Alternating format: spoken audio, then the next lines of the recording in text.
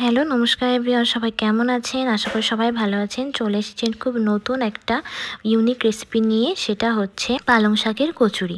এটা খেতে কিন্তু খুবই মজা। চলুন শুরু করা যাক।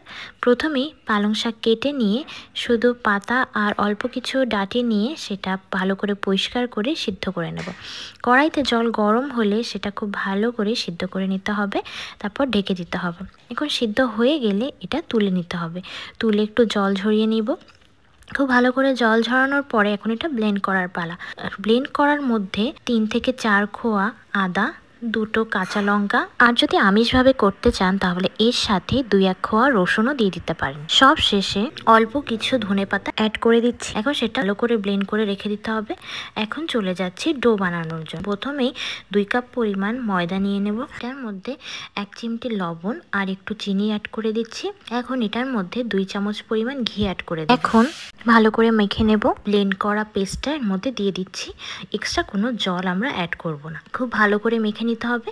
যদি এক্সট্রা ময়দা লাগে তাহলে সেটা অ্যাড করে দেবেন। এভাবে কিছুক্ষণ রেখে দিতে হবে। দেখুন আমি এখানে লেচি কেটে নিয়েছি। এখন এটা ভালো করে গোল করে শেপ করে নিয়ে ভাজতে হবে। কড়াইতে তেল গরম করে ওয়েট করতে হবে। যখন তেল একেবারে গরম হয়ে যাবে তখন এই লিচিগুলো বেলে বেলে ছেড়ে দিতে হবে। দেখুন এটা কিভাবে ফুলে গেছে। যেরকম ফুলবে সেরকম দেখতেও কিন্তু খুব ভালো লাগবে। সবগুলোকে এভাবে আমি ভেজে নিচ্ছি। হালকা ব্রাউন করে ভাজলে খেতে ভালো লাগবে। কয়েকটা আমি ভেজে দেখাচ্ছি এখানে। খুব ভালো করে ভাজি করা হয়ে গেলে এখন এগুলো তুলে নেবার পালা।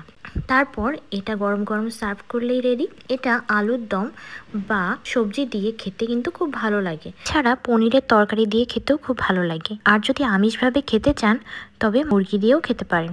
আজকের ভিডিও এ পর্যন্তই। সবাই ভালো থাকবেন। ভিডিওটি ভালো লাগলে লাইক করে দেবেন। দেখা হবে পরের ভিডিওতে নতুন রেসিপি নিয়ে। Thank you.